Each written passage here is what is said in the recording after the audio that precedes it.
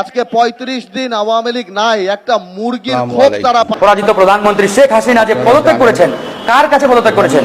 শেখ হাসিনা রাষ্ট্রপতির কাছে পদত্যাগপত্র জমা দিয়ে। আজকে ৩৫ দিন আওয়ামী লীগ নাই, একটা মুরগির খোপ তারা পায় নাই যেখানে দাঁড়ায় তারা বলবে যে আমরা আওয়ামী লীগ চালাবো।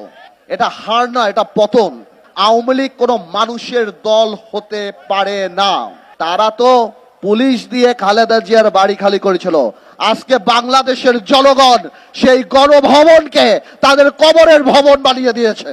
আজকে একবার কল্পনা করে দেখুন, আজকে ৩৫ দিন আওয়ামী লীগ নাই, একটা মুরগির খোপ তারা পায় নাই যেখানে দাঁড়ায় তারা বলবে যে আমরা আওয়ামী লীগ চালাবো। এবার চিন্তা করেন, এটা হার না, এটা পতন। এটা আল্লাহর তরফ থেকে আসছে। আমার এখানে অনেক ভাইদের বক্তব্য আমি শুনলাম, তারা বলছেন যে আমরা বিচার চাই। ভাইয়েরা আমার, আমি বলবো বিচার শুধু আরম্ভ হয়েছে ইনশাআল্লাহ। এই বিচার এমন ভাবে হবে যে বাংলাদেশে আওয়ামী লীগকে সবাই মীর জাফর লীগ হিসাবে জানবে আগামী 100 বছরে। আওয়ামী লীগ একটা রাজনৈতিক দলের অস্তিত্ব হারিয়ে ফেলেছে। এই আওয়ামী লীগের 71 সালে যে অবস্থান ছিল, আজকে আওয়ামী লীগ যেই ক্যারেক্টার, যেই চারিত্রিক বৈশিষ্ট্য চলে আসছে, আওয়ামী লীগ কোনো মানুষের দল হতে পারে না। আজকে ভাইয়েরা বোনেরা, আজকে আপনারা এই ছাত্র বৈষম্য আন্দোলনে ছাত্র জনতার যে আন্দোলন দেখছেন, এই আন্দোলন 17 বছর মানুষের পুঞ্জীবিত ক্ষোভ। এই আন্দোলন এমন এক পিতার আন্দোলন। পরাজিত প্রধানমন্ত্রী শেখ হাসিনা যে পদত্যাগ করেছেন, কার কাছে পদত্যাগ করেছেন? এই পদত্যাগ পত্রটা আমরা এখনো কেন দেখতে পাচ্ছি না? এবং সেনাপ্রধান সহ আমরা সবাইকে বলেছি, অনতি বিলম্বে এই পদত্যাগ পত্রটি জাতির সামনে উন্মোচন করতে হবে, জাতির সামনে প্রকাশ করতে হবে। তিনি যে পদত্যাগ পত্রটি দিয়েছেন, কার কাছে দিয়েছেন? রাষ্ট্রপতির কাছে।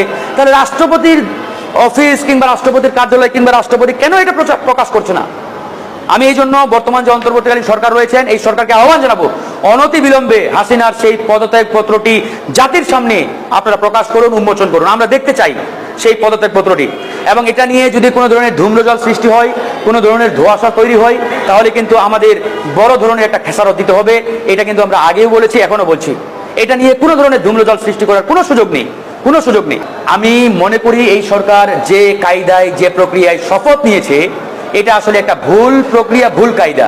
ওই সময় আমরা বলেছিলাম যে ফ্যাসিবাদী শক্তির কর্ণধার রাষ্ট্রপতি, খুনি হাসিনার অন্যতম দোসর, বিপ্লবের মাধ্যমে আমরা একটা সরকার প্রতিষ্ঠা করলাম, সেই সরকার আবার সেই ফ্যাসিবাদী শক্তির কর্ণধার, কমান্ডার, প্রধান, তার কাছে গিয়ে শপথ নিলেন। এটা আসলে তখনই আমাদের একটা ভুল হয়েছে, বড় ধরনের ভুল।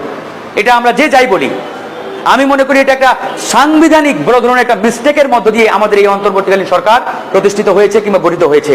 এটা হয়তো সামনে আমাদের খেসারত দিতে হতেও পারে। তো সেই জায়গায় আমরা বলেছিলাম, ছাত্রদেরও আমরা বলেছি। প্রিয় দেশবাসী, আসসালামু আলাইকুম। আপনারা জানেন প্রধানমন্ত্রী শেখ হাসিনা রাষ্ট্রপতির কাছে পদত্যাগপত্র জমা দিয়েছেন এবং আমি তা গ্রহণ করেছি। প্রধানমন্ত্রীর পদত্যাগ ও বৈষম্য বিরোধী ছাত্র আন্দোলনে সৃষ্ট পরিস্থিতিতে বঙ্গভবনে 3 বাহিনীর প্রধান এবং বিভিন্ন রাজনৈতিক দলের নেতৃবৃন্দ, সুশীল সমাজের প্রতিনিধি ও বৈষম্য বিরোধী ছাত্র আন্দোলনের কয়েকজন সমন্বয়কদের সাথে আলোচনা হয়। শুরুতেই সেনাপ্রধান বিরাজমান সার্বিক পরিস্থিতি ও রাজনৈতিক দলগুলোর সাথে তার আলোচনা সম্পর্কে আমাকে অবহিত করেন। রাজনৈতিক নেতৃবৃন্দ এ সময় তাদের বক্তব্য তুলে ধরেন। সভায় বৈষম্য বিরোধী ছাত্র আন্দোলনের